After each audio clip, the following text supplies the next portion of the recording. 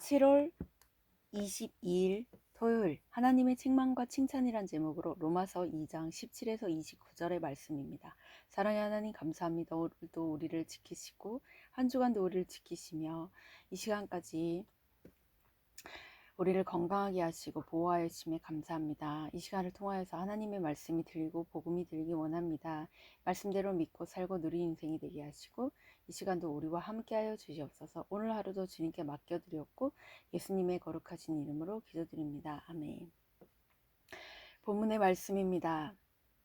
유대인이라 불리는 내가 율법을 의지하며 하나님을 자랑하며 율법의 교훈을 받아 하나님의 뜻을 알고 지극히 선한 것을 분간하며 맹인의 길을 인도하는 자요 어둠에 있는 자의 빛이요 율법에 있는 지식과 진리의 모본을 가진 자로서 어리석은 자의 교사요 어린 아이의 선생이라고 스스로 믿으니 그러면 다른 사람을 가르치는 내가 내 자신은 가르치지 아니하느냐? 도둑질하지 말라 선포하는 내가 도둑질하느냐? 간음하지 말라 말하는 내가 간음하느냐? 우상을 가증히 여기는 내가 신전 물건을 도둑질하느냐? 율법을 자랑하는 내가 율법을 범함으로 하나님을 욕되게 하느냐? 기록된 바와 같이 하나님의 이름이 너희 때문에 이방인 중에서 모독을 받는도다. 내가 율법을 행하면 할례가 유익하나 만일 율법을 범하면 내 할례는 무할례가 되느니라. 그런즉 무할례자가 율법의 규례를 지키면 그 무할례를 할례와 같이 여길 것이 아니냐. 또한 본래 무할례자가 율법을 온전히 지키면 율법 조문과 할례를 가지고 율법을 범하는 너를 정죄하지 아니하겠느냐. 무릇 표면적 유대인이 유대인이 아니요 표면적 육신의 할례가 아니니라. 오직 이면적 유대인이 유대인이며 할례는 마음에 할지니 영에 있고 율법 조문에 있지 아니한 것이라. 그 칭찬이 사람에게서가 아니요 다만 하나님에게서니라. 아멘. 도움말입니다. 19에서 20절에 맹인과 어린아이는 여기서는 이방인을 가리킵니다. 모독은 주로 하나님의 거룩한 신성을 더럽히고 욕되게 하는 불경죄를 뜻합니다. 할례는 이스라엘 백성을 하나님의 백성으로 구분 지으려는 의식으로 이스라엘 모든 남자에게는 태어난 지 8일 만에 할례식이 집행되었습니다. 개종한 외국인은 할례를 받고 언약 공동체의 일원이 될 수 있었지만 혈통상 이스라엘이라 할지라도 할례를 받지 않으면 언약 공동체에서 끊어졌습니다. 조문은 규정이나 법령 따위에서 조목으로 나누어 적은 글을 말합니다. 본문 요약입니다. 바울은 유대인들이 율법을 따라 하나님을 자랑하고 그분의 뜻을 알지만 실상은 삶으로 진리를 지키지 않는 그들의 모순을 지적합니다. 이런 모습은 이방인에게조차 정죄당할 일입니다. 바울은 표면적 유대인이 아니라 오직 이면적 유대인이 참된 유대인이라고 말합니다. 오늘의 중보기도입니다. 부모들이 먼저 날마다 말씀을 통해 마음의 할례를 행하는 모습을 자녀에게 보이게 하옵소서. 아멘. 본문의 해설입니다. 첫 번째, 유대인의 잘못된 신앙관 17에서 20절의 내용입니다. 자기 죄와 연약함 때문에 무너져 본 경험을 한 사람만이 죄를 분별하고 올바른 책망을 할 수 있습니다. 바울은 주님을 만나서 무너지고 다시 세워진 경험을 해봤기에 유대인들에게 진심 어린 책망을 할 수 있었습니다. 그러나 유대인들은 선민의식에 사로잡혀 자신들의 역할과 지위를 제대로 알지 못했습니다. 그래서 그들은 성경을 가르치며 사람들을 하나님께로 인도하는 중보자 역할을 망각한 채 지위로 인한 특권만 주장하다가 스스로 구원을 배척했습니다. 적용 질문입니다. 하나님이 내게 주신 역할과 지위를 잘 분별하지 못할 때는 언제입니까? 두 번째, 유대인의 이중성 21에서 24절의 내용입니다. 유대인들은 남들에게 율법을 엄격히 적용하도록 가르쳤지만 정작 자신들은 도둑질과 간음을 행하며 율법을 범했습니다. 사람들의 칭찬을 한몸에 받았지만 실상은 하나님의 영광을 가로채며 하나님의 이름을 모독하는 일에 앞장섰던 것입니다. 사람은 근본적으로 남을 가르치기 좋아하지만 가르치는 소리는 듣기 싫어합니다. 듣기 힘들어합니다. 그러므로 율법을 듣기 싫어하고 깨닫지 못하는 나에게 하나님이 사건을 통해 찾아와 나를 가르치시고 깨닫게 하시는 것입니다.